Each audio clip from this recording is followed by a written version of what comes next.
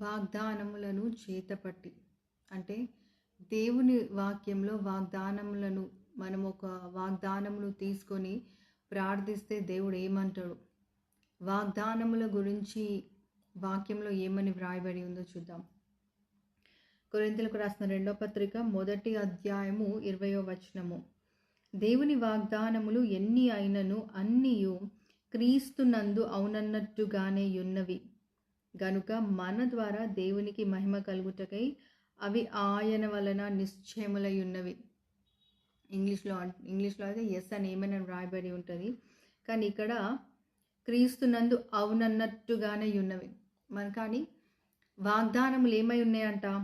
దేవుని వాగ్దానములు అన్నీయు, కొన్ని కాదు, అన్ని వాగ్దానములు క్రీస్తునందు అవునన్నట్టుగానే ఉన్నవి. ఎందుకంటే మన ద్వారా దేవునికి మహిమ కలుగుటకై.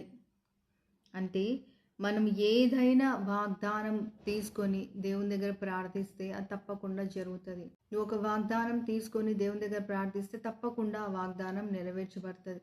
కానీ ఆ వాగ్దానం నీ జీవితంలో జరుగుతుంది. ఎందుకంటే దేవుడు ఎన్నటికీ మారనటువంటి దేవుడు. నీ పరిస్థితులు మారవచ్చు, నీ జీవితంలో మనుషులు మారవచ్చు, నువ్వు చూస్తున్నటువంటి పరిస్థితి నీకు వ్యతిరేకంగా ఉండొచ్చు, కానీ దేవుని యొక్క ప్రామిసెస్ మాత్రం ఎన్నడూ మారవు.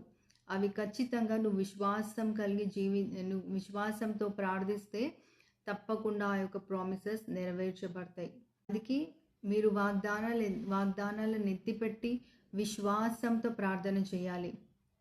మనం అబ్రహాము జీవితంలో చూసినట్లయితే దేవుడు అబ్రహాముకి ఒక ప్రామిస్ ఇస్తాడు. ఏంటి? అబ్రహాముకి కుమారుణ్ణి ఇస్తా అని. కానీ సంవత్సరాలు గడిచిపోయింది, అయినా అబ్రహాముకి కుమారుడు లేడు. అయినా కానీ అబ్రహాము విశ్వసించిండు, దేవుడు నాకు ఇచ్చినటువంటి ప్రామిస్ దేవుడు తప్పకుండా నెరవేరుస్తాడు అని. అందుకని దేవుడు అతనికి ఇస్సాకుని కుమారునిగా ఇచ్చిండు. ఎందుకంటే దేవుడు ఇచ్చినటువంటి ప్రామిస్ ఎన్ని సంవత్సరాలు గడిచిపోయినా అతడు వృద్ధుడైనా కానీ ఇంకా నమ్మిండు. మనం వాక్యంలో చూసినట్లయితే రోమిలకు రాసిన పత్రిక 4వ అధ్యాయము 21వ వచనంలో, దేవుని మహిమపరిచి ఆయన వాగ్దానము చేసిన దానిని నెరవేర్చుటకు సమర్థుడని రూఢిగా విశ్వసించి విశ్వాసము వలన బలము నొందెను. చూసినరా, ఇక్కడ అబ్రహాము ఆ యొక్క ఓల్డ్ ఏజ్లో ఉండి కూడా దేవుడు వాగ్దానం ఇచ్చింది కాబట్టి దేవుడు ఆ యొక్క వాగ్దానమును తప్పకుండా నిశ్చయముగా దేవుడు నెరవేరుస్తాడు అని నెరవేర్చుటకు దేవుడు సమర్థుడు. తాను ఇచ్చినటువంటి వాగ్దానంను దేవుడు నెరవేర్చుటకు సమర్థుడని అబ్రహాము నమ్మిండంట. అయితే పై వచనాలు మనం చూసినట్లయితే రోమిలకు రాసిన పత్రిక 4వ అధ్యాయం 18 నుండి 21వ వచనంలో, నిన్ను అనేక జనములకు తండ్రినిగా నియమించి తిని అని వ్రాయబడి ఉన్నది. నీ సంతానము ఈలాగు ఉండునని చెప్పిన దానిని బట్టి తాను అనేక జనములకు తండ్రి అగునట్లు నిరీక్షణకు ఆధారము లేనప్పుడు అతడు నిరీక్షణ కలిగి నమ్మెను. ఏంటంట? దేవుడు అతనికి ఒక వాగ్దానం ఇచ్చేసిండు. ఏమని? నువ్వు అనేక జనములకు తండ్రి వైతవని. మరి ఇక్కడ చూస్తేనేమో కుమారుడు లేడు, మరి దేవుడేమో నువ్వు అనేక జనములకు తండ్రి వైతవని వాగ్దానం ఇచ్చిండు. అయితే ఆ సమయంలో దేవుడు వాగ్దానం ఇచ్చిండు, కానీ నిరీక్షణ కళ్ళతో చూస్తే మాత్రం ఇంకా ఏమీ జరగలేదు. అంటే అతనికి ఇంకా కుమారుడు లేడు. అయితే నిరీక్షణకు ఆధారము లేనప్పుడు అతడు నిరీక్షణ కలిగి నమ్మిండంట. నిరీక్షణ ఎటు చూసినా కానీ ఇంకా కుమారుడు లేడు అతనికి. కానీ దేవుడు వాగ్దానం ఇచ్చింది కాబట్టి దేవుడే నెరవేరుస్తాడని అబ్రహాము నిరీక్షణ లేనటువంటి సమయంలో కూడా అబ్రహాము నిరీక్షణ కలిగి జీవించిండు. మరియు 19వ వచనంలో మనం చూసినట్లయితే, మరియు అతడు విశ్వాసమునందు బలహీనుడు కాక రమారమి 100 ఏళ్ల వయసు గలవాడయుండి అప్పటికి తన శరీరము మృతతుల్యమైనట్టును శారా గర్భమును మృతతుల్యమైనట్టును ఆలోచించెను గాని అవిశ్వాసము వలన దేవుని వాగ్దానమును గూర్చి సందేహింపక. అప్పటికే అబ్రహాంకి ఆల్మోస్ట్ 100 years వరకు ఉన్నాయి. రమారమి 100 ఏళ్ళని వ్రాయబడి ఉంది. ఇంకా శారా కూడా తన యొక్క శారా గర్భం కూడా మృతతుల్యమైనట్టుగా ఆలోచించిండు కానీ మళ్ళీ అక్కడ ఏముంది గాని అని ఉంది.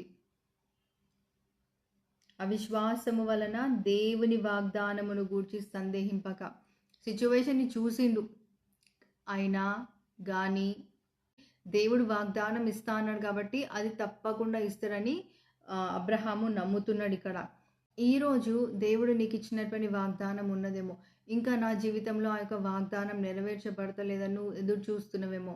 కానీ నువ్వు కూడా అబ్రహాము వలె నీకు నిరీక్షణ లేనటువంటి సమయంలో కూడా నువ్వు నిరీక్షణ కలిగి జీవిస్తే తప్పకుండా అబ్రహాముకి ఏ విధంగా దేవుడు ఇస్సాకుని కుమారుడిగా ఇచ్చిండో నీకు కూడా ఆ విధంగానే నీ యొక్క ప్రామిస్ని కూడా దేవుడు ఫుల్ఫిల్ చేస్తాడు. మనం దావీదు యొక్క జీవితంలో చూసినట్లయితే దావీదు కూడా దేవుడి వలన ఆ యొక్క విశ్వాసం కలిగి ఆ దేవుడి యొక్క ప్రామిసెస్ని బట్టి అతడు జీవించిండు. ఎందుకంటే దావీదుని అనౌన్స్ చేసిన తర్వాత, అంటే కింగ్ అవ్వాలని అనౌన్స్ చేసిన తర్వాత వెంటనే దావీదు కింగ్ అవ్వలేడు. చాలా కష్టాలు ఎదుర్కొన్నాడు దావీదు. అయినా సౌలు కూడా దావీదుని తరిమిండు. అయినా కానీ దావీదు దేవుని యందు విశ్వాసం కోల్పోలేదు. దేవుడు చెప్పింది తప్పకుండా నెరవేర్చబడుతుందని దావీదు ఎంతో నమ్మకంతో ఎంతో విశ్వాసంతో జీవించిండు. అందుకే తగిన సమయమందు దేవుడు నియమించినటువంటి సమయంలో దావీదుని దేవుడు కింగ్గా, ఒక రాజుగా చేసిండు. నీ జీవితంలో కూడా దావీదులాగా లేదా అబ్రహాములాగా దేవునికి ఇచ్చినటువంటి వాగ్దానం ఉంది. కానీ ఎటు చూసినా కానీ అంత ఆపోజిషనే ఉండిండొచ్చు. కంప్లీట్గా ఇంకా ఇది నెరవేరదేమో అన్న విశ్వాసంలో నువ్వు జీవిస్తున్నావేమో. కానీ నువ్వు కళ్ళతో చూసిన దాన్ని బట్టి నమ్మకుండా ఈ విధంగా దావీదు ఏ విధంగా నమ్మిండు, అబ్రహాము ఏ విధంగా ఆ యొక్క దేవుడు చెప్పినటువంటి మాటల్ని, అంటే ఆ యొక్క ప్రామిసెస్ని వాళ్ళు ఏ విధంగా నమ్మి విశ్వాసంగా జీవించిండ్రో నువ్వు కూడా ఆ విధంగానే జీవించాలి ఈరోజు. అయితే ఈరోజు దేవుడు నీకు వాగ్దానం ఇచ్చిండొచ్చు, ఇది నెరవేరుస్తాను నీ జీవితంలో అని. కానీ నీకు దేవుడిచ్చినటువంటి వాగ్దానంని నువ్వు చూస్తున్నట్లయితే, ఇప్పుడు నీ పరిస్థితిని నువ్వు చూస్తున్నట్లయితే అంత ఆపోజిట్గా ఉండిండొచ్చు. నాకు దేవుడు ఈ వాగ్దానం ఇచ్చిండు కానీ నా పరిస్థితి ఏమో ఈ విధంగా ఉంది అని నువ్వు అనుకుంటుండొచ్చు. లేకపోతే నీకు చాలా డీలేస్ ఉండిండొచ్చు, చాలా స్ట్రగుల్స్ ఉండిండొచ్చు. కానీ దేవుడు ఇచ్చినటువంటి ప్రామిస్ని నువ్వు నమ్మి అబ్రహాము దావీదులాగా నువ్వు విశ్వసించి జీవించినట్లయితే తప్పకుండా దేవుడు నీ జీవితంలో కూడా ఆ యొక్క ప్రామిసెస్ని నెరవేరుస్తాడు. ఇంకా ప్రార్థించు, విశ్వాసంలో జీవించు. ఎందుకంటే వాక్యంలో వ్రాయబడి ఉంది, మత్తయి సువార్త 24వ అధ్యాయము 35వ వచనంలో, ఆకాశమును భూమియు గతించును గాని నా మాటలు ఏ మాత్రమును గతింపవు. చూడండి, ఆకాశమైనా గతించిపోవచ్చు అంట, భూమి అయినా గతించిపోవచ్చు అంట, కానీ దేవుడి మాటలు ఎన్నడూ గతింపవంట. అంటే దేవుడు నీకు చేసినటువంటి ప్రామిస్ లేదా దేవుడు నీకు ఇచ్చినటువంటి ప్రామిస్ తప్పకుండా దేవుడు నెరవేరుస్తాడు. కనుక విశ్వాసంతో ప్రార్థన జీవితం కలిగి జీవించు.